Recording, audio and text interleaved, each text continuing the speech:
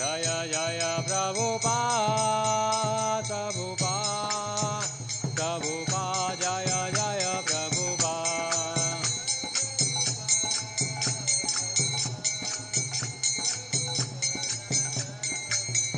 निताय गौर हरि बोल हरि बोल हरि बोल निताय गौर हरि बोल।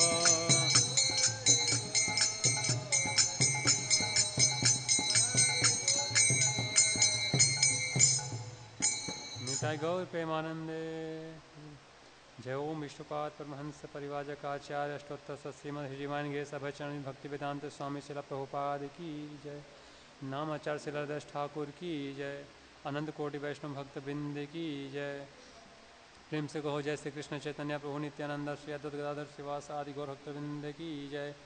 श्री श्री राधा पार्सार्थी गो गोपीनाथ श्याम कुंड राधा कुंड गिरि गोवर्धन की जय। ब्रजभूमि वृंदावन धाम मथुरा धाम की जय। मायापुर नवदीप मंडल धाम की जय। पुरुषोत्तम क्षेत्र श्री जगन्नाथपुरी धाम की जय। Most merciful Lord Shri Jagannath Baldev Subhadra महारानी की जय। श्री श्री गौरनिताय भगवान की जय। श्री श्री सीताराम लक्ष्मण हनुमान जी की जय। श्री श्री प्रहलाद नरसिंह देव भगवान की जय। वृंदे देवी तुलसी महारानी की जय। गंगा मई यमुना माई की जय। सामेत भक्त वृंद की जय। हरिनाम संकीर्तन की जय। श्रीमद् भगवद गीता ग्रंथ भगवद गीता यथारूप की जय। निताय गौर प्रेमानंदे हरि हरि बोल। All glory to the assembled devotees Hare Krishna. All glory to the assembled devotees Hare Krishna. All glory to the assembled devotees Hare Krishna. All glory to Sri Guru and Gauranga. All glory to Sri Prabhupada ki jai. Om Namo Bhagavate Vasudevaya.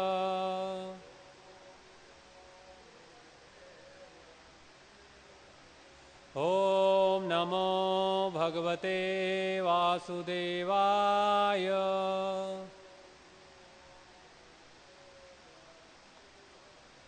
Om Namo Bhagavate Vasudevaya.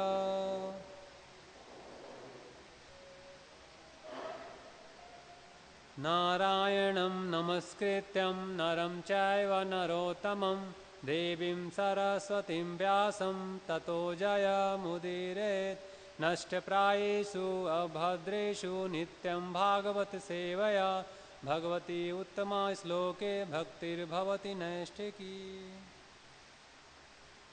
हरे कृष्णा। तो आज के इस भगवत कक्षा में आप सभी का स्वागत है। तो आज का श्रीमद् भागवत गीता यथारूप अध्याय 18 और श्लोक संख्या 35।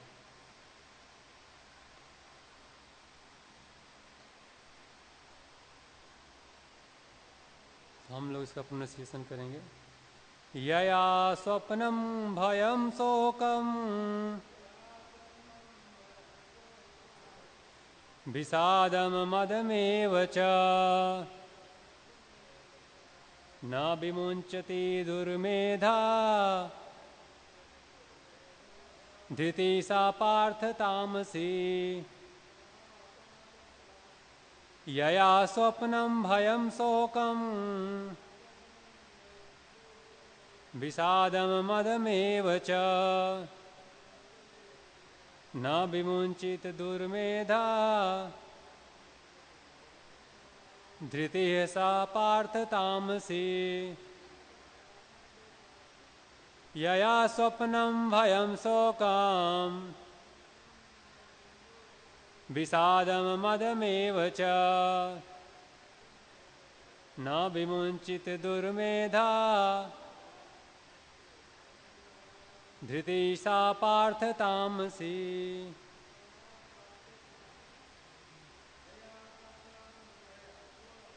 यया स्वप्नं भयं शोकं विषादं भवमेव च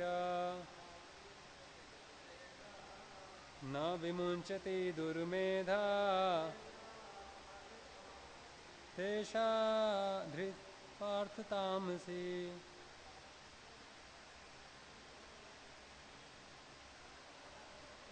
तो यया जिससे स्वप्नम स्वप्न भयम भय शोकम शोक विषादम विषाद, खिन्नता मदम मोह को, एवं निश्चय ही, च भी, न कभी नहीं, विमुंचती त्यागती है, दुर्मेधा दुर्बुद्धि, धृति धृति, सा वह, पार्थ हे पृथापुत्र, तामसी तमोगुणी।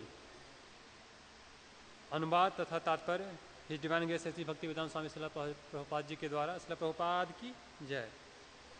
अनुवाद। हे पार्थ, जो धृति, स्वप्न, भय, शोक, विषाद तथा मोह के परे नहीं जाती, ऐसी दुर्बुद्धिपूर्ण धृति तामसी है।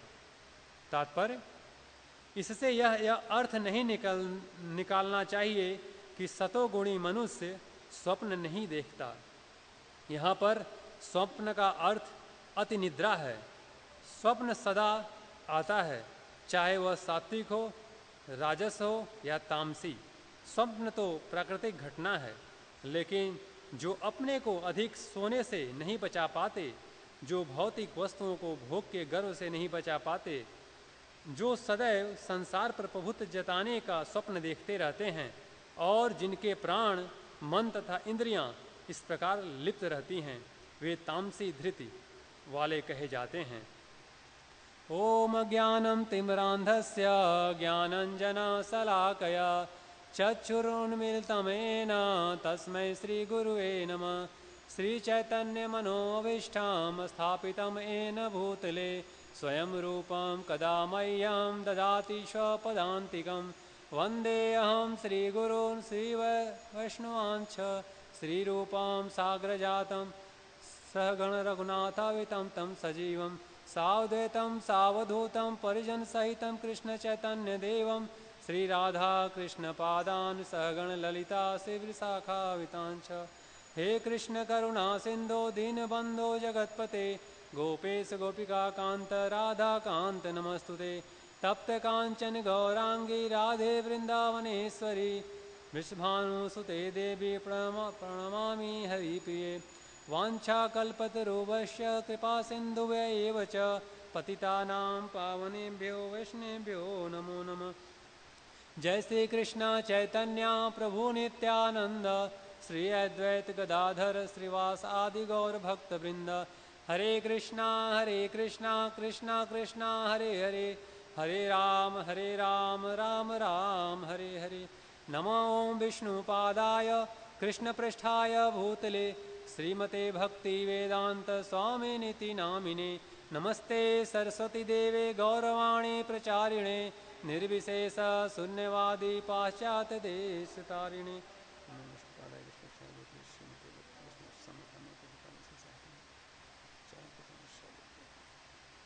हरे कृष्णा।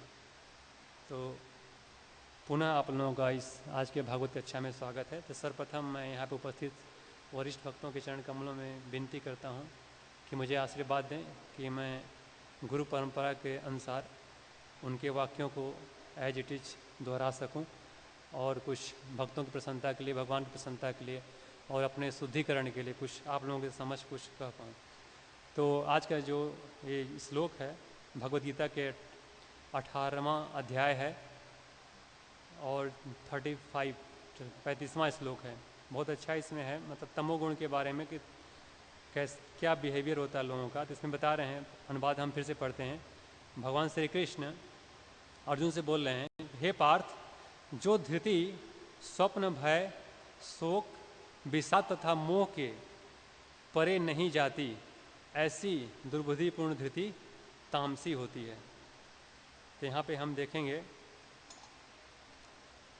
हिज ग्रेस जीतामृत प्रभु जी के द्वारा श्री भगवान ने कहा, उससे कुछ हम इसको समझेंगे और प्रभुपाद जी के तात्पर्य से। तो यहाँ पे हम देख रहे हैं प्रभुपाद जी बताना चाह रहे हैं कि स्वप्न के बारे में यहाँ बता रहे हैं कि जो यहाँ प्रभुपाद जी अपने अनुवाद में बता रहे हैं कि स्वप्न ऐसा नहीं होता कि जो तामसिक लोग होते हैं, जो तमोगुणी लोग होते हैं, वही स्वप्न देखते हैं। स्वप्न सब देखते हैं, रजोगुणी, सतोगुणी और तमोगुणी सब स्वप्न देखते हैं। तो यहाँ बता रहे हैं कि स्वप्न का मतलब क्या है। ऐसा नहीं कि स्वप्न का मतलब होता है अधिक निद्रा। यहाँ प्रभुपाद जी अपने तात्पर्य में बता रहे हैं कि स्वप्न का मतलब क्या है, अत्यधिक निद्रा, जो अधिक लिप्त सोने में लिप्त रहते हैं। तो यहाँ पर बहुत अच्छा इसका प्रभु जी ने बहुत अच्छे से एक एक शब्द के बारे में बहुत अच्छे से इसको एक्सप्लेन किया है। तो हम वर्ड बाय वर्ड इसको समझेंगे।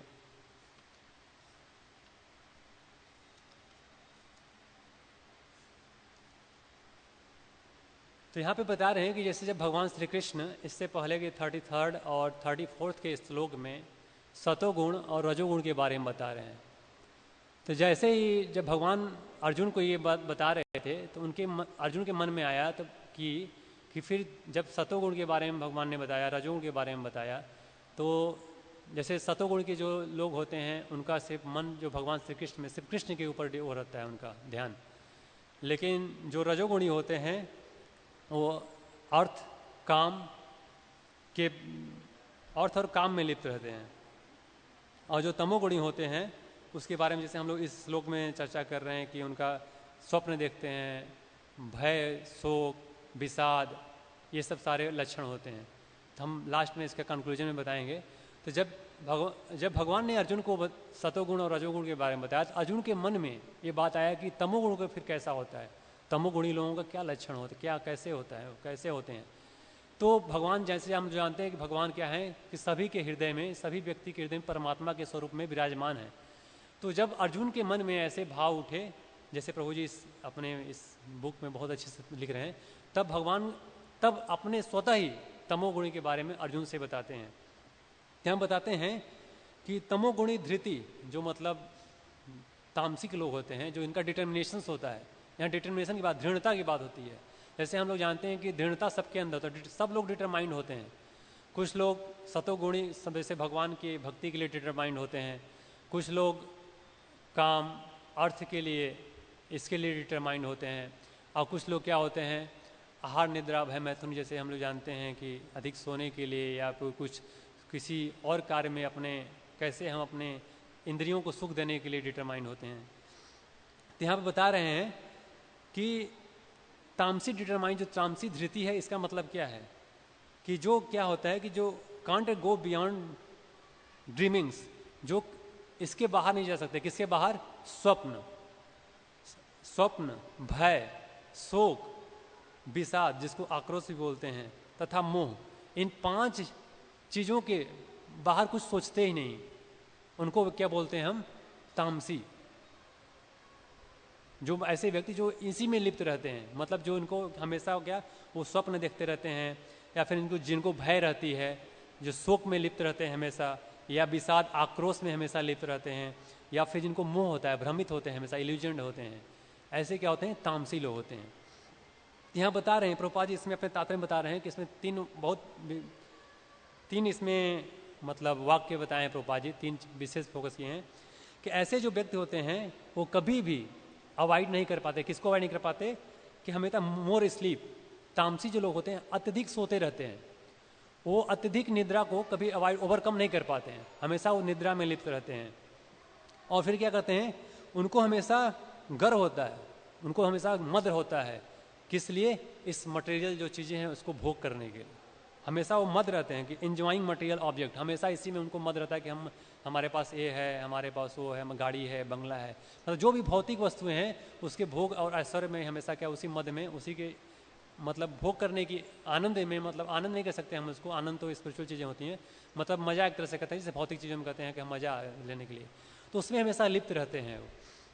और क्या होता है कि हमेशा वो क्या करते हैं? डोमिनेंट करने की उनकी मेंटेलिटी होती है, नेचर होता है। वो हमेशा लॉर्डशिप, स्वामित्व जिसको बोलते हैं हम, स्वामित्व का अधिकार जमाना चाहते हैं हर चीज़ पे कि दिस इज माइन, ये मेरा है, ये हमारा है, सबका, ये गाड़ी हमारा है, बंगला हमारा है, हमारे पास ये है, मतलब कहीं ना कहीं स्वामित्व जताने के ये हमारे बच्चे हैं, मतलब वहाँ पे मैं और मेरा कॉन्सेप्ट वहाँ पे अपनाते हैं, हमेशा उनके अंदर स्वामित्व का भाव होता है। तो ऐसे लोग क्या होते हैं? तामसी होते हैं। तामसी, उनका दृढ़ता होती है उनके अंदर भी, उनके अंदर ये सब सोने में डिटरमाइंड होते हैं। और इसमें जैसे हमने बताया कि हमेशा उनको मद एंजॉय करने में बहुत डिटरमाइंड होते हैं, खूब धन कहाँ से अधिक धन कमाएं, अधिक अपने धन कमा के अधिक अपने जो हमारे सेंसेस को इंद्रिय सुख के लिए गाड़ी बंगला जो भी और सब चीज़ों को इंद्रियों को सुख के लिए ज़रूरत है उसको कैसे कैप्चर करें और कैसे फिर हम किस सबके ऊपर स्वामित्व जताएं, कैसे हमारा सबको अपने सामने स्वामित्व का मतलब इससे हम एक स्वामी के रूप में सबको अपने तरफ अपने सामने झुकाएं, इस तरह का स्वामित्व का भाव कैसे हम लाएं। इस तरह से तो प्रभुपाद हिजगीता में जी ने बहुत अच्छा इसलिए भगवान ने कहा, मैं बहुत अच्छे से एक एक वर्ड एक्सप्लेन किया इसके बारे में, तो हम लोग देखेंगे।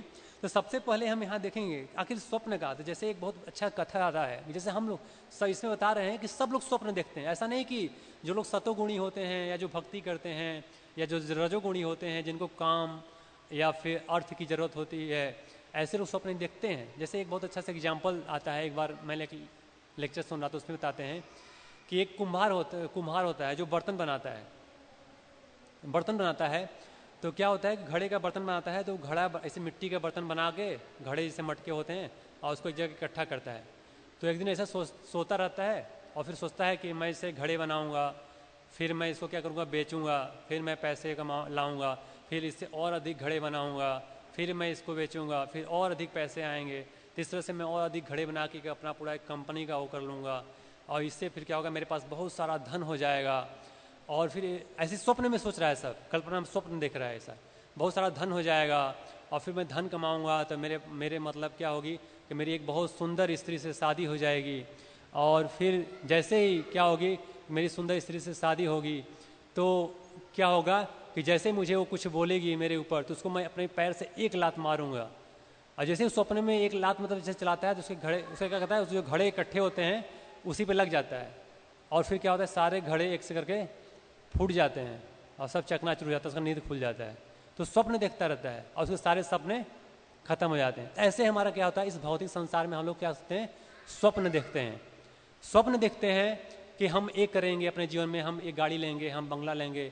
अपने इस मनुष्य जीवन के कर्तव्य को हम भूल जाते हैं कि हमें 84 लाख योनियों में ये मनुष्य जीवन किस लिए मिला है, हम इसको समझ नहीं पाते हैं और अपने भोग के, अपने इंद्रियों के मतलब जो इंद्रियों के सुख के लिए कार्य में उसी में लिप्त रहते हैं, उसके मतलब इकट्ठा करने के लिए लिप्त रहने का प्रयास करते हैं। और फिर क्या होता है, ऐसे ही हमारा मतलब एक दिन हमें मृत्यु हो जाती है या किसी कारणवश मृत्यु हमें मतलब किसी को छोड़ता नहीं है, कैप्चर कर लेता है और फिर क्या होता है, उसके स्वप्न सारे समाप्त हो जाते हैं। तो इसमें हम देख रहे हैं, इसमें प्रभु जी ने बताया है कि दुर्मेधा एक वर्ड है, दुर्बुद्धि जैसे हमने श्लोक में बोला। तो इसमें हम लोग क्या बताना चाह रहे हैं दुर्मेधा का मतलब, यहाँ बता रहे हैं कि यहाँ पे श्री कृष्ण कह रहे हैं कि दुर्मेधा अथवा दुर्बुद्धि व्यक्ति स्वप्न को छोड़ता ही नहीं। इसका अर्थ यह है कि अत्यंत निंदा की बात है कि मनुष्य जीवन प्राप्त करके भी हम जीवन को निद्रा में व्यर्थ कर देते हैं। हम जैसे जानते हैं कि मनुष्य जीवन बहुत ही दुर्लभ है, मनुष्य जीवन बहुत दुर्लभ है, क्योंकि 84 लाख योनियों में हमें मनुष्य जीवन मिलता है और फिर हम इसको क्या करते हैं, सोने में गवा देते हैं। तो इसमें बता रहे हैं कि ये बहुत अत्यंत निंदा की बात है कि हम इसकी इम्पोर्टेंस नहीं समझ पाते, इस मनुष्य जीवन के महत्व को नहीं समझ पाते और सोने में इस जीवन को गवा देते हैं और फिर व्यर्थ गवा देते हैं। इसीलिए हमारे एक आचार्य इसलिए भक्ति विनोद ठाकुर जी लिखते हैं कि जीव जागो गौरा चांद बोले, मतलब बोल रहे हैं कि जीव मतलब मनुष्य जीवन के लिए बोलो जागो, मतलब भगवान जो चैतन्य महाप्रभु जो स्वयं भगवान श्री कृष्ण हैं उन्होंने ऐसे बोल रहे हैं, मतलब भक्ति विनोद ठाकुर बोल रहे हैं कि उन जीवों से बोल रहे हैं हे जीव जागो, मतलब कतः निद्रा, इसमें बता रहे हैं जीव जागो गौरा चांद बोले कि तुम जीव जागो, कहाँ तुम कितनी देर तक इस माया रूपी पिशाची की गोद में सोते रहोगे। इसमें बता रहे हैं कब तक हम इस माया रूपी संसार में पिशाची की गोद में सोते रहेंगे, हमें जागना होगा और क्या होगा, अपने मनुष्य जीवन के महत्व को समझना होगा। इसमें बता रहे हैं कि अब इसमें आगे बोल रहे हैं एक दूसरे भजन में कि रात्रि क्या होगी, समाप्त हो चुकी है। मतलब इसके माध्यम से हम बता रहे हैं कि हम अपने मनुष्य जीवन के जो उद्देश्य होता है उसको हम समझें। ऐसा नहीं कि हम इस माया रूपी संसार में ही अपने आप को फंसाए रखें। इसमें बता रहे हैं कि रात्रि समाप्त हो चुकी है और उजाला हो चुका है, मतलब ये रात समाप्त हो उजाला चुका है और क्या करो, उठकर निद्रा को त्याग कर और तुम श्री कृष्ण के नामों का भजन करो, उनके नामों का कीर्तन करो, जगो। तो क्यों, जैसे हम जानते हैं कि जैसे हम लोग इस्कॉन मंदिर में आप सभी आते हैं यहाँ पे, हम जानते हैं कि विश्व भर में हर जगह इस्कॉन का सेंटर्स है, और वहाँ हिज डिवाइन ग्रेस श्री भक्ति वेदांत स्वामी शिला प्रभुपाद जी ने हर जगह ऐसे ऐसे सुंदर सुंदर मंदिरों का स्थापना किया है। किस लिए? इसीलिए कि हम इस माया रूपी संसार को से बाहर निकलें और भगवान श्री कृष्ण के नामों का कीर्तन, भगवान श्री कृष्ण का भजन कर सकें और अपने इस जीवन के महत्व को समझ सकें हम कि हमारे जीवन का उद्देश्य क्या है, यहाँ बता रहे हैं। और इसलिए कि अगर हम निद्रा से उठेंगे तो प्रातः काल का समय जो है वो क्या है, बहुत ही अच्छा होता है हमारे आध्यात्मिक जीवन के लिए। और फिर हम सुबह जो इसमें बता रहे हैं प्रभु जी कि रात्रि समाप्त हो गई है और उजाला हो गया है, अतः निद्रा त्याग कर उठ तथा कृष्ण के नामों का उच्चारण कर श्रील प्रभुपाद अपने मंदिरों का साधना के प्रातः तथा सायंकाल दैनिक कार्यक्रम स्थापित किए हैं। जैसे हम लोग अभी शाम में भगवत गीता का हम लोग कक्षा का श्रवण कर रहे हैं, सुबह भागवत कक्षा का होता है, ऐसे क्लास होता है, और बहुत सारे हमारे मंगल आरती 4:30 बजे से होते हैं। बहुत दिन भर ऐसे कार्य कुछ होते रहते हैं कि हम इसको समझ सकें, अपने कृष्ण के नामों का भजन कीर्तन कर सकें। जो प्रातःकालीन कार्यक्रम में भाग लेने के लिए प्रातः 4 बजे से पहले उठना होता है, गंभीर भक्तों के लिए प्रातः जल्दी उठना आवश्यक होता है, क्योंकि सूर्योदय का जो समय होता है वो सूर्योदय के पहले का समय जो होता है आध्यात्मिक साधना के लिए सर्वोत्तम होता है। जैसे हम जानते हैं कि जितना हम प्रातः ब्रह्म मुहूर्त में उठ के भजन करते हैं तो हमारे साधना के लिए, जो भक्ति के लिए बहुत ही एक शुभ समय होता है, बहुत अच्छा होता है, जिसमें किसी प्रकार का हमारा मतलब व्यवधान नहीं होता हमारे भक्ति के लिए। तो इसीलिए हमें सुबह उठ के क्या कर रहे हैं, अपने भजन का जो कार्य करना चाहिए, भजन का भगवान श्री कृष्ण से भजन करना चाहिए, उनके नाम का कीर्तन करना चाहिए, भागवत का श्रवण करें, अध्ययन करें, इस तरह के कार्यों में हमें लिप्त होना चाहिए। तो इसी प्रकार से बता रहे हैं कि आगे जैसे इसमें आगे लिख रहे हैं प्रभु जी बता रहे हैं कि भागवत में अगर हम देखेंगे 2nd कैंटो के 1st चैप्टर 3rd श्लोक में बता रहे हैं इसमें कि अत्यंत निंदा की बात है कि दुर्बुद्धि लोगों का जीवन रात्रि में या तो सोने अथवा मैथुन में बीत जाता है। बहुत ऐसे जो दुर्बुद्धि लोग होते हैं वो अपना जीवन रात में सोने अथवा मैथुन में बिता देते हैं और सुबह फिर क्या करते हैं, धन को इकट्ठा करने में या जो हमारा मनुष्य जीवन का पालन मतलब फैमिली मेंटेन करने में अपना जीवन को बिता देते हैं। और फिर ये सोच नहीं पाते कि इससे भी बाहर हमें कुछ करना है, इससे भी बाहर हमें मनुष्य जीवन का एक जो हमारा एक मनुष्य जीवन में जो एक दुर्लभ है मनुष्य जीवन, इसकी उपयोगिता को समझे बिना हम इसी में निद्रा, सोने में, मैथुन में या फिर पूरे अपने फैमिली को मेंटेन करने में, इसी में सब कुछ गवा, धन इकट्ठा करने में गवा देते हैं और फिर अपने जीवन को महत्व को हम नहीं समझ पाते। कठोपनिषद का एक मंत्र है जिसका अर्थ यह है कि मनुष्य जीवन हमें बहुत बड़ा अवसर प्राप्त हुआ है। ये मनुष्य जीवन बहुत ही बड़ा अवसर है। अभी जैसे मैंने बताया आपको कि 84 लाख योनियों में एक मनुष्य जीवन हमें मतलब 4 लाख डिफरेंट मनुष्यों की योनियाँ हैं, लेकिन उसमें से जैसे हमें बहुत दुर्लभ है योनि है हमारे, जिससे हमें भक्ति करने का, भगवान को समझने का। क्योंकि और जो योनियाँ हैं जैसे पशु योनि है या वृक्ष का योनि है, उसमें हम ये नहीं समझ सकते कि या भगवान की भक्ति हमें करना चाहिए या हमारे लिए क्या गलत है क्या सही है। लेकिन मनुष्य जीवन ही ऐसा है जिसमें अपने बुद्धि का यूज करके, प्रयोग करके हम ये समझ सकते हैं कि हमारे लिए हमें मतलब अपने के लिए हम कि हम कौन हैं, हमारा संबंध क्या है भगवान से, हम क्यों हमें जीवन मिला है, इसका हम समझ सकते हैं। ऐसे क्वेश्चंस पूछ सकते हैं और साक्षात्कार के लिए प्रयास कर सकते हैं। और ये योनियाँ जैसे पशु योनि है और जैसे ये सब भोग योनियाँ हैं, इसमें हम और कुछ नहीं कर सकते, वो हमारे हाथ में कुछ भी नहीं है। अगर किसी वैष्णव का, किसी भक्ति की कृपा हुई तो हो सकता है हमें पशु योनि में कृपा मिल जाए, लेकिन अपने आप हम कुछ नहीं कर सकते। लेकिन मनुष्य जीवन में हम ऐसे विचार कर सकते हैं, जैसे स्वतः ही आके हम मंदिर में भागवत कक्षा का या भक्ति में हम रूपी कार्य में भाग ले सकते हैं, लेकिन पशु ऐसा नहीं कर सकते। इसलिए इस मनुष्य जीवन को हमें इम्पोर्टेंस को समझना चाहिए। फिर उसे समझने के लिए हमें जागना चाहिए तथा निद्रा को त्याग करना चाहिए। यदि हम अपने इस मनुष्य जीवन के महत्व को समझना चाहते हैं तो हमें इस निद्रा को त्यागना होगा और फिर इसके महत्व को हमें समझना पड़ेगा और इस भक्तिमय जीवन को अपनाना पड़ेगा। भगवान श्री कृष्ण के नामों का हमें कीर्तन करना पड़ेगा। तो जैसे आगे बृहदारण्यक उपनिषद में बताया गया है कि हमें इस भौतिक जगत के अंधकार में नहीं रहना चाहिए। जैसे हम अभी जैसे उसमें हम लोग भजन में बोल रहे थे कि जीव जागो गौरा चांद बोले, कि कब तक मतलब तुम इस माया रूपी पिशाचिर की गोद में सोते रहोगे।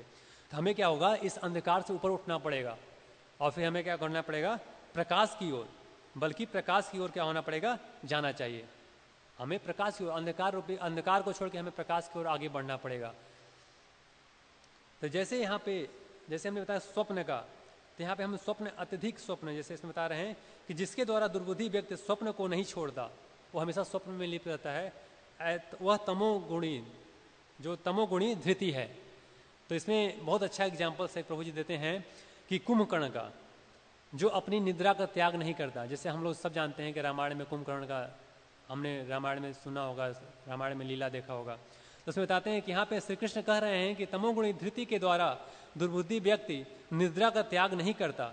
वाल्मीकि रामायण के युद्ध कांड के अंतर्गत सर्ग संख्या सृष्टि का वर्णन आता है। रावण की आज्ञा से जिस समय राक्षस लोग कुंभकर्ण को जगाने के लिए आए, उस समय उन्होंने कुंभकर्ण के शरीर पर चंदन का लेप किया तथा उसकी स्तुति की, परंतु कुंभकर्ण ने अपनी निद्रा का त्याग नहीं किया। मतलब अब राक्षस लोग बहुत ही शंख फूंकने लगे तथा तुमल गर्जना करने लगे, फिर भी उसने निद्रा का त्याग नहीं किया। अब राक्षस लोग उसके विभिन्न अंगों को झकोरने लगे तथा बड़े जोर जोर से ध्वनि करने लगे, फिर भी उसने निद्रा का त्याग नहीं किया। और राक्षसों ने कुंभकर्ण के शरीर पर पर्वत, शिखरों, मूसलों, गदाओं तथा मुक्कों से मारना आरंभ किया, फिर भी उसने निद्रा का त्याग नहीं किया। अब राक्षस लोग कुंभकर्ण के सिर के बाल नोचने लगे और कोई दांतों से उसके कान काटने लगे, फिर भी उसने निद्रा का त्याग नहीं किया। अब राक्षस लोग उसके दोनों कानों में 100 घड़े पानी डाल दिया, फिर भी उसने निद्रा का त्याग नहीं किया। अब राक्षस लोग उसके शरीर पर कांटेदार मुद्दगर मारने लगे, फिर भी उसने निद्रा का त्याग नहीं किया। फिर अंत में राक्षसों ने उसके शरीर पर हजारों हाथियां दौड़ाए, तब उसे कुछ स्पर्श मालूम हुआ तथा वह जाग उठा। तो यहाँ पे श्री कृष्ण कह रहे हैं कि तमोगुणी धृति के द्वारा व्यक्ति निद्रा का त्याग नहीं करता। तो सोच सकते हैं कि कितना बढ़िया एग्जाम्पल प्रभु जी ने दिया है कुंभकर्ण का, कि किस प्रकार से मतलब ये सो रहा है, कि क्या क्या एक्टिविटी उस पर कर रहे हैं, लेकिन फिर भी उसने निद्रा का त्याग नहीं कर रहा है। उसी प्रकार से हम लोग देखते हैं कि हमारे जीवन में हम लोग अनेक प्रकार से हमें कष्ट मिलते हैं, सब कुछ मिलते हैं, और कई प्रकार से हमें अवसर, मतलब भगवान परमात्मा रूपी जो हमारे हृदय में है, मतलब हमें बुद्धि देते हैं कि हम इस माया रूपी संसार से बाहर निकलें, लेकिन हम भी क्या होते हैं, इस कुंभकर्ण के समान सोते रहते हैं और हम भक्ति को स्वीकार करने का सोचते ही नहीं। हम सोचते हैं नहीं, चलो अभी भी समय है, अभी समय है, हम 60 साल के हो जाएंगे तब भक्ति करेंगे, या उसके बाद करेंगे जब हमें घर से बीवी बच्चों या फिर उनसे मुक्ति मिल जाएगी तब करेंगे। हम ही नहीं सोचते हैं कि इन सब कार्यों को करते हुए हम भक्ति को अपना सकते हैं। बहुत ही सुलभ है, बहुत सरल है, सारे कार्यों को करते हुए अपना सकते हैं। लेकिन क्या होता है कि हम इस माया रूपी, जैसे इसमें बता रहे हैं, इसी प्रकार हम माया रूपी संसार में जकड़े होते हैं और उससे हम जगने को तैयार ही नहीं होते, हम ऐसे ही सोते रहते हैं। फिर जैसे दूसरा इसमें था हमने कि स्वप्न, फिर दूसरा जैसे हमने इसमें क्या था, भय का त्याग। इसमें प्रभु बताया जिसके द्वारा व्यक्ति भय का त्याग नहीं करता है वह तमोगुणी धृति है। इसमें श्लोक में दूसरी शिक्षा के अनुसार शब्द है, यया भयम न विमुंचति धृति सा पार्थ तामसी, अर्थात हे पार्थ, जिसके द्वारा व्यक्ति भय का त्याग नहीं करता वह धृति तामसी है। इसमें भी एक एग्जाम्पल देते हैं भीमसेन का। जैसे हम लोग महाभारत देखे होंगे, उसमें कथा सुने होंगे, तब महाभारत के पराक्रम को देखकर, भीमसेन के पराक्रम को देखकर अनेक योद्धा भयभीत होकर भागने लगे। जैसे हम लोग जानते हैं भीमसेन बहुत पराक्रमी, बहुत बलशाली थे। तो यहाँ पर श्री कृष्ण कह रहे हैं कि जिसके द्वारा व्यक्ति भय को नहीं छोड़ता वह तमोगुणी धृति है। महाभारत के कर्ण पर्णों के अंतर्गत अध्याय संख्या 83 में वर्णन आता है कि जिस समय भीमसेन ने दुशासन की भुजा उखाड़ ली तथा उसका वध करने वे उछलने कूदने लगे, उस समय जिन योद्धाओं ने भीमसेन को देखा वे भय से पीड़ित होकर पृथ्वी पर गिर गए। जब युद्ध हो रहा था महाभारत का, तो उसमें जब भीमसेन ने दुशासन की भुजाओं को उखाड़ लिया, तो इस सीन को देख के वहाँ जितने योद्धाएं थे उस भय से कांप गए। वहाँ पे देख के भीमसेन के मतलब बल को देख के भय के कारण अत्यंत योद्धाओं ने हाथों से हथियार गिर पड़े। भय के कारण योद्धाओं ने अपनी आंखें बंद कर ली। उस समय भय के कारण अन्य योद्धा सभी दिशाओं में भागने लगे। तो यहाँ पर श्री कृष्ण कह रहे हैं कि जिसके द्वारा व्यक्ति भय को नहीं छोड़ता है वह धृति तमोगुणी है। तो यदि हम भय को नहीं त्याग करते हम हमेशा, फिर वो क्या है, तमोगुणी है। जैसे हम लोग आजकल देख रहे हैं, आज के समाज में हम लोग पूरा संसार भयभीत है और इस कोरोना वायरस जैसे हम लोग देखते हैं पीड़ित है, सब लोग भयभीत हैं, लेकिन फिर भी हम लोग क्या करते हैं, भगवान को शरणागति होने को तैयार नहीं हो रहे हैं। फिर भी हम कुछ न कुछ अपने मन में इच्छाएं रखे हुए हैं और भयभीत हैं, लेकिन फिर भी इसको हम त्यागने को तैयार नहीं हैं कि हम इसको त्याग के पूर्ण पेन भगवान श्री कृष्ण के चरणों में शरणागति होएं, भगवान श्री कृष्ण के नामों का जप करें और अपने इस जीवन, मनुष्य जीवन के जो हमारा एक उपलब्धि है मनुष्य जीवन, उसके उपलब्धि को समझें और अपने साक्षात्कार की ओर आगे बढ़ें। जैसे अभी कुछ समय पहले एक आर्टिकल्स आया था कि एक बहुत रिच फैमिली थे, मतलब उसकी एक मतलब पुत्री थी, उसने आर्टिकल लिखा था, उसके फादर कोरोना वायरस के मतलब अटैक से मृत्यु हो गई थी और वो बहुत रिच थे, लेकिन क्या हुआ था उनके पास सब किसी चीज़ की कमी नहीं थी, किसी चीज़ का धन की या कोई किसी भी चीज़ की कमी, सब कुछ था उनके पास, सारे भौतिक ऐश्वर्य जो था। उसकी पुत्री ये लिखती कि हमारे फादर के पास सब कुछ था, सब कुछ मतलब, लेकिन क्या हुआ एक कोरोना वायरस के कारण क्या हुआ उनको ऑक्सीजन, जैसे हम जानते हैं इसका एक लक्षण होता है कि वो ऑक्सीजन लेने में प्रॉब्लम होती है, और वो क्या हुआ उनको ऑक्सीजन नहीं ले पाए और उसके कारण उनकी मृत्यु हो गई। अब सोचिए उनके पास सब कुछ था, ऑक्सीजन के लिए कोई, ये सब भगवान की संपत्ति है, भगवान देते हैं, प्रोड्यूस करते हैं, जो कुछ फ्री में था उसी को उन्होंने नहीं ले पाए और सब कुछ का धन जो संपत्ति था सब कुछ धरे के धरे रह गया और फिर उनकी मृत्यु हो गई। तो हम लोग समझ सकते हैं कि इस धन, ये जो हमारा जितना भी जो माया रूपी हमारा ये धन संस्था जो भी है हमारे पास है, ये हमें इस मृत्यु से हमें नहीं बचा सकता। इसलिए हमें इसको समझना पड़ेगा, इस भय से बाहर आना पड़ेगा। और इस भय से बाहर कब आ सकते हैं? जब हम भगवान श्री कृष्ण के चरणों का शरण लें, तभी आ सकते हैं, और कोई नहीं है। फिर तीसरा, जैसे इसमें हमने प्रभु जी बता रहे हैं कि दूसरा हमने पहला क्या था स्वप्न, फिर दूसरा भय, तीसरा शोक के बारे में ये लक्षण बता रहे हैं कि जो तामसी धृति होते हैं कि जिसके द्वारा व्यक्ति शोक का त्याग नहीं करता है वह क्या होता है? तमोगुणी धृति है। इसमें बता रहे हैं कि तीसरी शिक्षा के अनुसार शब्द है यया शोकम न विमुंचति धृति सा पार्थ तामसी, अर्थात जिसके द्वारा व्यक्ति शोक का त्याग नहीं करता है वह धृति तामसी है। यहाँ बता रहे हैं कि अर्जुन के आने पर सूरथ ने शोक के कारण शरीर का त्याग कर दिया। ये भी एक महाभारत का कथा है कि जब इसमें आगे प्रभु जी लिख रहे हैं कि यहाँ पर श्री कृष्ण कह रहे हैं कि जिसके द्वारा व्यक्ति शोक का त्याग नहीं करता है वह तामसी धृति है। महाभारत के अश्वमेधी का पर्व के अंतर्गत अध्याय संख्या 78 में वर्णन आता है कि जिस समय अर्जुन अश्वमेध यज्ञ के घोड़े की रक्षा करते हुए सिंधु देश में पहुंचे, जब महाभारत का युद्ध समाप्त हो जाता है, महाराज युधिष्ठिर राजा हो जाते हैं, तो फिर अश्वमेध यज्ञ करने के लिए तो अर्जुन घोड़े लेकर जाते हैं हर जगह, तो वहाँ पे फिर क्या सिंधु देश में प्रवेश करते हैं। तो वहाँ बता रहे हैं सिंधु देश में प्रवेश करते हैं तो उस समय वहाँ का राजा सूरथ ने यह समाचार सुना कि अर्जुन आ गए हैं। उस समय उसको याद आया कि अर्जुन के हाथ से उसके पिता जयद्रथ की मृत्यु हुई थी, जैसे आप लोगों ने देखा भी होगा, सुना भी होगा कि इस प्रकार पिता की मृत्यु के शोक में उसने उसी समय प्राण गंवा दिए, त्याग दिए। अर्जुन आए, इन शब्दों के साथ अर्जुन का नाम मात्र सुनकर ही सूरथ अपने पिता के मृत्यु के शोक में पीड़ित होकर पृथ्वी पर गिर पड़ा और मर गया।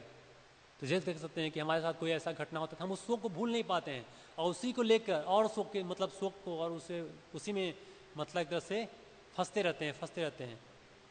ऐसा नहीं कि जो हम अपने जो हमारे साथ पास्ट में घट चुका, हमारे साथ कुछ ऐसे अनहोनी घटनाएं घट चुकी, और ऐसा नहीं कि हम उसको त्याग कर भगवान को चरणों में समर्पित हों, नहीं, हम सोचते हैं उसी में फंसे रहते हैं। जैसा हम बता रहे हैं कि सूरथ अब जयद्रथ का बस हो चुका था, चाहता था वो उसको शोक को त्याग करके, और हो सकता है सूरथ अगर भगवान श्री कृष्ण के अर्जुन के माध्यम से भगवान कृष्ण के चरणों में समर्पित हो सकता था और अश्वमेध में पार्टिसिपेट करके उसकी कृपा प्राप्त कर सकता था, लेकिन क्या किया उसने उसकी अपनी बुद्धि का यूज नहीं किया और उसी शोक पे फिर से उसे वहीं सोच कर शोकित हो गया, और फिर क्या हुआ उस समय शोक को सोच कर ही प्राण त्याग दिया। तो सोच सकते हैं कितना अच्छा कथा है, इसमें हम इससे समझ सकते हैं अपने लाइफ के बारे में। फिर हमने जैसे इसी के माध्यम से चौथा चीज वर्णन किया था, क्या? विषाद, जिसको हम यहाँ प्रभु जी लिख रहे हैं, विषाद मतलब यहाँ पे आक्रोश भी होता है। तो जिसके द्वारा व्यक्ति विषाद का त्याग नहीं करता है वह तमोगुणी धृति है। तो यहाँ पे एग्जाम्पल देते हैं, यहाँ ऐसा शब्द है, मतलब यहाँ बता रहे हैं प्रभु जी कि यया विषादम न विमंचति धृति सा पार्थ तामसी, अर्थात जिसके द्वारा व्यक्ति विषाद का त्याग नहीं करता है वह धृति तामसी है। अम्बा ने विषाद का त्याग नहीं करता, अम्बा ने विषाद का त्याग नहीं किया, ये भी कथा महाभारत से ही है।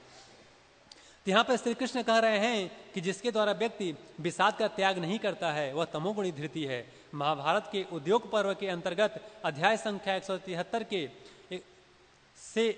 अध्याय संख्या 173 से 186 तक में वर्णन आता है कि जिस समय भीष्मदेव ने काशी राज की 3 कन्याओं का अपने भाई विचित्रवीर्य के लिए अपने अपहरण किया था तथा उस समय अम्बा ने भीष्म के आज्ञा लेकर सालोराज के साथ विवाह करने के लिए गमन किया तथा जिस समय सालोराज ने अम्बा के साथ विवाह करने से मना कर दिया तथा जिस समय परशुराम ने भीष्मदेव से आग्रह किया कि वे अम्बा के साथ विवाह करें तथा जिस समय परशुराम ने भीष्मदेव से युद्ध में पराजित हो गए तथा जिस समय परशुराम जी ने अम्बा को परामर्श दिया कि वह भीष्मदेव की शरण ले लें, उस समय अम्बा ने ये अपने विषाद अर्थात आक्रोश का त्याग नहीं किया। तो देख सकते हैं इसमें कि जब भीष्म पितामह मतलब अपने भाई विचित्रवीर्य के लिए काशीराज नरेश की 3 पुत्रियां थी, उनको पकड़ के ले आते हैं शादी करने के लिए। तो यहाँ पे बता रहे हैं कि उसमें क्या हुआ कि 2 कन्याओं का उनसे शादी होता है और तीसरी का अम्बा का शादी शायद नहीं होता है उनसे। तो वहाँ पे तो फिर उनसे क्या होते हैं, तो वहाँ पे परशुराम जी उसमें भीष्मदेव को बोलते हैं, लेकिन भीष्मदेव क्या होते हैं आजीवन ब्रह्मचर्य का पालन करने की प्रतिज्ञा लिए होते हैं। तो फिर क्या होते हैं परशुराम जी इससे जब भीष्मदेव इसको नहीं मानते तो परशुराम जी से युद्ध होता है और फिर वहाँ पे परशुराम जी इस युद्ध के बाद मतलब जब भीष्म पितामह का विजय होता है तो उसमें परशुराम जी अम्बा से बोलते हैं कि आप भीष्मदेव का शरण ले लें। तो इसमें देखिए आगे प्रभु जी कितना अच्छा लिख रहे हैं कि भीष्म उस समय अम्बा ने विषाद अर्थात आक्रोश का त्याग नहीं किया, भीष्म की मृत्यु का कारण बनने के लिए तपस्या करने लगी। और फिर अम्बा क्या होती है भीष्म पितामह का शरण न लेके क्या होती है कि उनके वध के लिए उनकी मृत्यु के लिए तपस्या करना स्टार्ट कर देती है। देखिए ये विषाद आक्रोश होता है, जैसे हम कभी किसी से बदला लेने के हमारे अंदर होता है भाव, शरण लेती है। यद्यपि भीष्मदेव उसका विवाह न तो अपने भाई विचित्रवीर्य के साथ करते न ही स्वयं उसके साथ विवाह करते, परंतु उसकी सुरक्षा की व्यवस्था अवश्य करते। परंतु परशुराम जी की आज्ञा होने पर भी अम्बा ने विषाद को नहीं छोड़ा। परशुराम जी की आज्ञा होती है, अम्बा को आज्ञा देते हैं, फिर भी वो अपने आक्रोश को नहीं छोड़ती है। और फिर क्या भीष्मदेव की मृत्यु के कारण बनने के लिए तपस्या में लग गई। यह तमोगुणी धृति है। तो यहाँ पर श्री कृष्ण कह रहे हैं कि जिसके द्वारा दुर्बुद्धि व्यक्ति विषाद को नहीं छोड़ता वह तमोगुणी धृति है। तो ऐसे देख सकते हैं हमारे जीवन में ऐसे बहुत सारी घटनाएं होती हैं जो हम बहुत सारे अगर हमारे साथ कभी गलत हो जाता है किसी के द्वारा तो हम उस आक्रोश को लेने के लिए न पता कितनी समय कितना गंवा देते हैं, कितना धन गंवा देते हैं। और आजकल देख रहे हैं संसार इसी में आक्रोश में फंसा हुआ है कि हमारे साथ इसने ये किया, ये कैसे किया, तो हम भी इसके साथ ऐसा करेंगे, बदला लेंगे। हम उसको भूल के नहीं ऐसा सोचते नहीं कि चलो अच्छा ये चीज़ हो गया, इसको हम भूल के भगवान श्री कृष्ण के चरणों में समर्पित होएं और इस अपने मनुष्य जीवन को सफल बनाएं। नहीं, लेकिन हम उसी में फंसे रहते हैं क्योंकि हम इसको त्यागने को तैयार ही नहीं होते, क्योंकि हम इस तामसी जो गुण है इसमें अपने फंसे रहते हैं। फिर जो अंतिम है जिसके द्वारा बता रहे हैं कि मद, जैसे हमने 5 गुणों का इसमें लक्षण किया तामसी का, तो मद है का त्याग नहीं, जो जिसके द्वारा व्यक्ति मद का त्याग नहीं करता है वह तमोगुणी धृति है। इस श्लोक में 5वां शिक्षा के अनुसार शब्द है यह मदन न विमुंचन्ति धृति सा पार्थ तामसी, अर्थात हे पार्थ जिसके द्वारा व्यक्ति मद का त्याग नहीं करता वह धृति तामसी है। तो इसमें भी कथा आता है दुशासन ने मरते समय भी मद का त्याग नहीं किया। तो इसमें हम देखते हैं यहाँ पर श्री कृष्ण कह रहे हैं कि जिसके द्वारा व्यक्ति मद का त्याग नहीं करता यह धृति तामसी है। महाभारत के कर्म पर्व के अंतर्गत अध्याय संख्या 83 में वर्णन आता है कि जिस समय भीमसेन ने दुशासन को युद्ध भूमि में धर दबाया था, जिस समय दुशासन मरने वाला था, उस समय भीमसेन ने उससे पूछा दुरात्मा बता तूने द्रौपदी के केस किस हाथ से खींचे थे। उस समय मरते हुए भी उसने मद का त्याग नहीं किया तथा उसने भीमसेन को उत्तर दिया भीमसेन इसी हाथ से मैंने सभा में तुम लोगों को देखते देखते द्रौपदी के केस खींचे थे। सोचिए कितना उसके अंदर अहंकार मद है कि फिर भी मतलब उसको त्यागने को तैयार नहीं। मृत्यु के समय मतलब मृत्यु के सैया पे लेटा हुआ है एक तरह से देखिए, लेकिन फिर भी उसको त्यागने को तैयार नहीं है। उस समय भीमसेन ने दुशासन की भुजा को उखाड़ लिया, परंतु यह समझने की बात है कि मरते समय भी दुशासन को अपने द्वारा किए हुए अधर्म पर लज्जा नहीं आई। तो यहाँ पर श्री कृष्ण कह रहे हैं कि जिसके द्वारा दुष्ट व्यक्ति अपने मद का त्याग नहीं करता वह धृति क्या है, तामसी है। तो हम यहाँ पे समझ सकते हैं कि किस प्रकार से हम भी आज मतलब इस अपने आप को त्यागने को, अपने कार्य को त्यागने को तैयार नहीं होते। जैसे आज हम देख रहे हैं सब लोग, सारा संसार लॉकडाउन में फंसा हुआ है, किसी न किसी माध्यम से पीड़ित है, घर में बंद है, लेकिन फिर भी क्या है, उसको अभी भी अपने आप पे इतना मद है, अहंकार, गर्व है कि वो सब कुछ मतलब भगवान को शरणागति होने की तैयारी नहीं होता। उसको लगता है कि नहीं, हम अभी भी अपने आप को हम हर तरह से सुरक्षा कर सकते हैं। हो सकता है आप इस वायरस से सुरक्षा कर लो, लेकिन आप जैसे जानते हैं कि हमारे इस जीवन का जो जन्म मृत्यु जरा व्याधि है, इससे सुरक्षा करना हमारे बस में नहीं है। हमें जन्म मृत्यु जरा व्याधि से हम अपने आप को सुरक्षा नहीं कर सकते।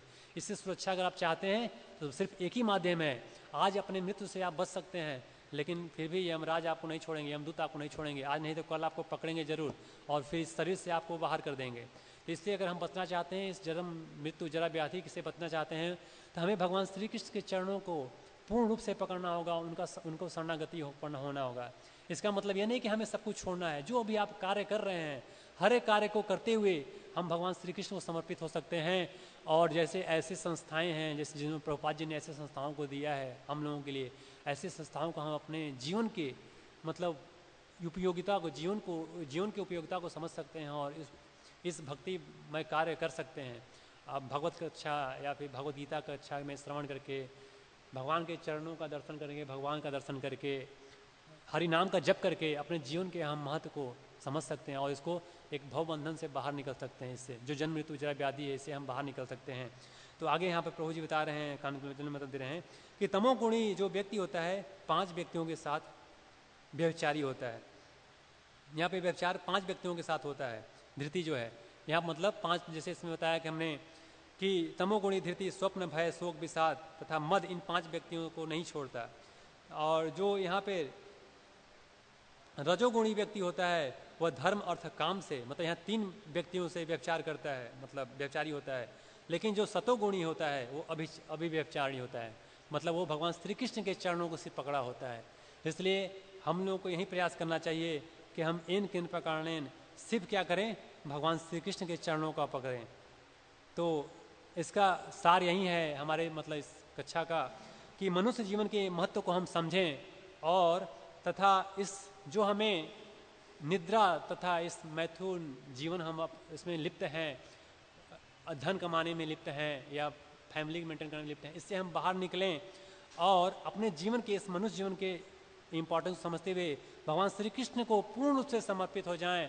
और इस जो कलयुग का जो महाप्रभु ने एक दिया है, हरे नाम हरे नाम हरे नाम एवं केवलम कलौ नास्ते नास्ते नास्ते गति अन्यथा, इस हरि नाम को अपनाएं और अपने जीवन के, इस मनुष्य जीवन के मतलब उद्देश्य को समझते हुए इसका हम पूर्ण रूप से मतलब फायदा उठाएं और पूर्ण रूप से भगवान को शरणागत हों और इस भवसागर से मतलब एक निकलने का अपना रास्ता अपनाएं, तभी पॉसिबल है। नहीं तो इन किन प्रकार हम इस माया रूपी संसार से बाहर नहीं निकल सकते जब तक हम भगवान को शरणागति न हो। हरे कृष्णा। तो बहुत बहुत धन्यवाद आप लोगों को बहुत ध्यानपूर्वक सुनने के लिए। और मैं प्रभु जी को बहुत बहुत धन्यवाद दूंगा कि प्रभु जी का आशीर्वाद से मैं कुछ जो बोल पाया, और कुछ त्रुटियाँ जरूर हुई होंगी तो मुझे क्षमा कीजिएगा। और Hare Krishna. Thank you so much प्रभु जी। हरे कृष्णा। धन्यवाद। तो आज के श्लोक में भगवान तमोगुणी धृति का वर्णन कर रहे हैं। धृति का मतलब है संकल्प शक्ति, निश्चय करने की शक्ति। तो तमोगुणी तो तीनों गुणों में है। तो सतोगुणी धृति अव्यभिचारिणी, भगवान के धृत्या अव्यभिचारिण्या। जो सतोगुणी धृति है उसमें व्यभिचार नहीं है। कोई स्त्री अगर अव्यभिचारिणी होती है तो उसकी प्रशंसा होती है। तो जो सतोगुणी धृति है वो अव्यभिचारिणी होती है, उसका व्यभिचार किसी से नहीं होता है। तो कोई स्त्री जो है केवल अपने पति की ही सेवा में लगे तो फिर वो जो है अन्य किसी पुरुष की सेवा नहीं करती है, तो वो अव्यभिचारिणी कहलाती है। तो सतोगुणी जो धृति है, तत्वगुणी जो संकल्प शक्ति है, वो कृष्ण की सेवा के ही लिए होती है। तो मन प्राण इंद्रिय की क्रियाओं को धारण करती है कृष्ण की सेवा में। तो सात्विकी धृति है लेकिन जो रजोगुणी धृति है तो उसमें व्यभिचार है। किन के साथ व्यभिचार है? धर्म, काम और अर्थ। तो ये भगवान ने शब्दों का भी प्रयोग इसी प्रकार से किया। धृति शब्द जो है स्त्रीवाचक है ना, और ये जो धर्म, अर्थ, काम ये पुरुषवाचक हैं। धर्म भी पुरुषवाचक है। तो जब जो रजोगुणी धृति है वो धर्म के साथ जुड़ जाती है तो ये भी व्यभिचार है। कृष्ण कहते हैं सब धर्मों को छोड़ करके मेरे शरण में आओ। तो अगर वो जो रजोगुणी धृति है वो धर्म में जुड़ती है तो भी व्यभिचार है। फिर धर्म और काम, काम यानी इंद्रिय तृप्ति, भोग, तो काम शब्द भी क्या है? पुरुषवाचक है। तो काम के साथ जुड़ती है तो भी व्यभिचार होता है। और फिर अर्थ है, अर्थ है धन संपत्ति, तो इसके साथ जुड़ती है, ये अर्थ भी पुरुषवाचक है। तो रजोगुणी धृति का जो व्यभिचार है वो 3 पुरुषों से होता है। कृष्ण को छोड़ करके अन्य पुरुषों में जब केंद्रित होती है तो वो व्यभिचारिणी है। रजोगुणी धृति व्यभिचारिणी है। फिर तमोगुणी धृति ज़्यादा ही व्यभिचारिणी है, क्योंकि इसका संबंध 5 व्यक्तियों से होता है। तो यहाँ पर 5 शब्द पुरुषवाचक हैं। स्वप्न, भय, शोक, विषाद, मद, ये 5 पुरुषवाचक हैं। तो ये धृति जो है कृष्ण की सेवा को छोड़ करके इन 5 की सेवा करती है। सेवा नहीं बल्कि छोड़ती ही नहीं है, इनको ही नहीं छोड़ती है। तो रजोगुणी धृति तो धारण करती है, धारण करती है, लेकिन जो तमोगुणी धृति है वो छोड़ती ही नहीं है ना। इसका मतलब क्या है कि स्वप्न, भय, शोक, विषाद, मद ये कुछ मात्रा में हमें होते भी हैं, लेकिन फिर उनको हमें त्यागना होता है। जैसे स्वप्न है तो स्वप्न की आवश्यकता है। स्वप्न का मतलब नींद भी होता है, नींद की आवश्यकता भी है, लेकिन हम नींद की आवश्यकता है और हम चिंता भी करते हैं कि नींद आए, ताकि हमें समय पर उठना है और कार्यक्रम में भाग लेना है, आध्यात्मिक कार्यक्रम में भाग लेना है। तो ये स्वप्न की हमें आवश्यकता है। लेकिन कोई व्यक्ति जो है छोड़ता ही नहीं स्वप्न को, यानी नींद को छोड़ता ही नहीं है, तो ये जो है तमोगुणी धृति है।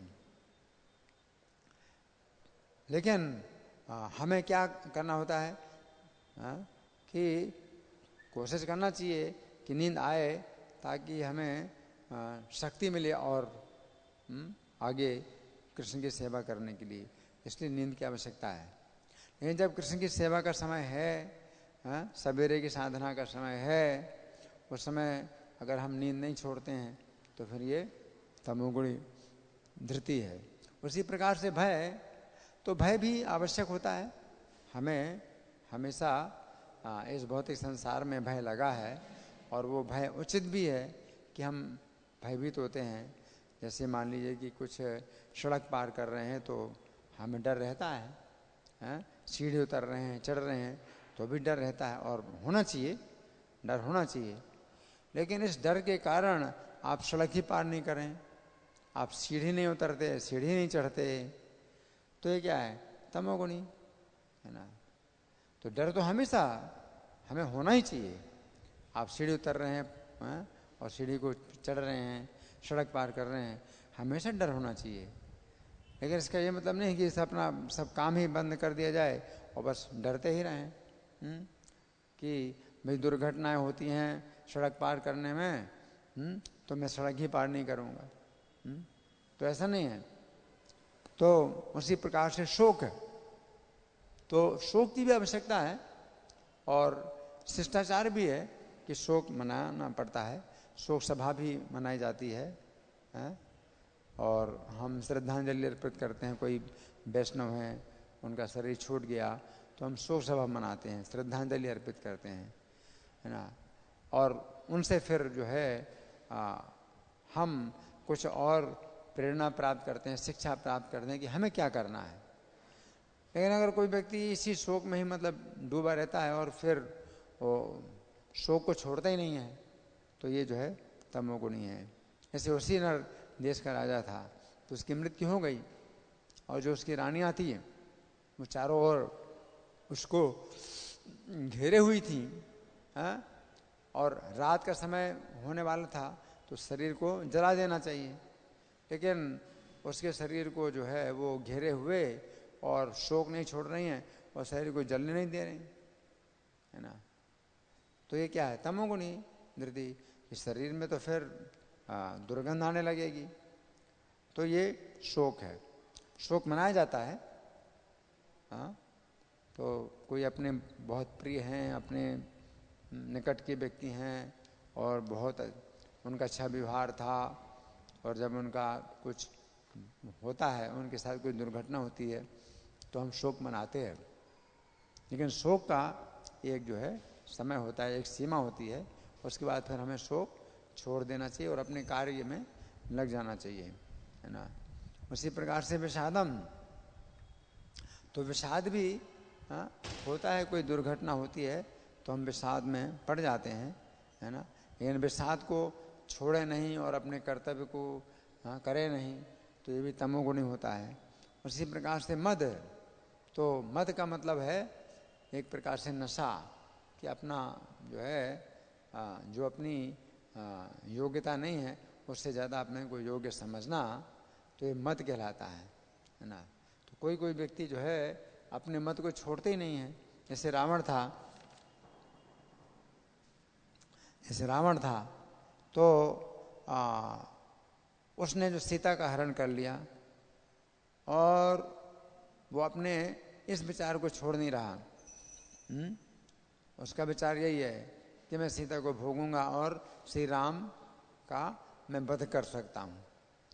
और इस कारण से रावण के सब जितने मंत्री हैं वो एक एक करके मारे जा रहे हैं। रावण के पुत्र भी एक एक करके मारे जा रहे हैं। रावण के भाई भी एक एक करके मारे जा रहे हैं। रावण की सेना भी एक एक करके मारी जा रही है, तो भी अपना मद नहीं छोड़ रहा है। और वो सोचता है कि अभी भी संभावना है कि श्री राम का मैं वध कर दूं और सीता जी जो है मेरी पत्नी बन जाएं। तो इसी कहते हैं मद, कि हर प्रकार से असफलताएं मिल रही हैं, हर प्रकार से निराशाएं मिल रही हैं, लेकिन तो भी कोई व्यक्ति जो है मद को नहीं छोड़ता। जैसे नलकूबर मणिग्रीव, तो अप्सराएं नग्न थीं और नलकूबर मणिग्रीव भी नग्न थे और गंगा में विहार कर रहे थे। नारद जी जब निकले, अप्सराओं को जो है बड़ी लज्जा आई और उन्होंने वस्त्र धारण कर लिए। लेकिन नलकूबर मणिग्रीव अपने मत को नहीं छोड़ रहे हैं। तो नारद जी के सामने नग्न खड़े हैं, कितनी निर्लज्जता। लेकिन वे क्या सोचते हैं कि अगर हम लज्जा करेंगे तो हमारी इज्जत घट जाएगी, हम जो कुछ कर रहे हैं हमें इसमें अपने को हीनता की भावना नहीं लाना चाहिए, अपने को हमें लज्जित नहीं होने देना चाहिए। तो इस प्रकार से आजकल की शिक्षा है ना, कि जो कुछ हुआ सो ठीक हुआ, यानी तुम्हें लज्जा करनी नहीं चाहिए। किसी तुमने कुछ गलत काम किया तो तुम्हें लज्जा आए, तो वो नहीं, अपने मद को मत छोड़ो, अपने अंदर इन्फीरियोरिटी कॉम्प्लेक्स मत आने दो। तो इस तरह से आजकल की शिक्षा है ना, कि अपने मन में ये विचार मत आने दो कि तुमने कुछ गलती की है ना। इसे मत बोलते हैं। आप गलती करते जाते हैं और तो भी अपनी गलती नहीं मानते हैं और उसका जो है अपना दिखाते हैं, अपनी योग्यता दिखाते हैं, तो उसे मत कहते हैं, है ना। जैसे दुशासन का उदाहरण दिया गया, तो भीमसेन ने उसको पराजित कर दिया और उसके ऊपर चढ़ गए, उसके ऊपर अपना पैर रख दिया और पूछा कि तेरा हाथ कौन सा तेरा हाथ है जिस हाथ से तूने द्रौपदी के केस खींचे थे, तो उस समय भी जो है अपना हाथ दिखा रहा है? ये है मेरा हाथ, देखो मेरा हाथ, मैंने तुम लोगों के सामने द्रौपदी के केस खींचे थे। हम मरने वाला है। और भीमसेन ने भुजा उखाड़ दी। जब भुजा उखाड़ दी तो कितना कष्ट हुआ होगा, उसका मुंह बंद हो, फिर नहीं बोल सकता। भुजा काटने में तो फिर भी इतना कष्ट नहीं है, तलवार से काट दें, उखाड़ा जाए भुजा को तो कितना कष्ट होगा, है? कुछ सोच नहीं सकता है। लेकिन ऐसे भी मूर्ख हैं।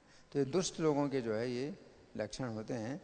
तो उनकी जो है तो स्थिरता, बड़ी स्थिरता है उनके अंदर, लेकिन वो स्थिरता किस दिशा में है?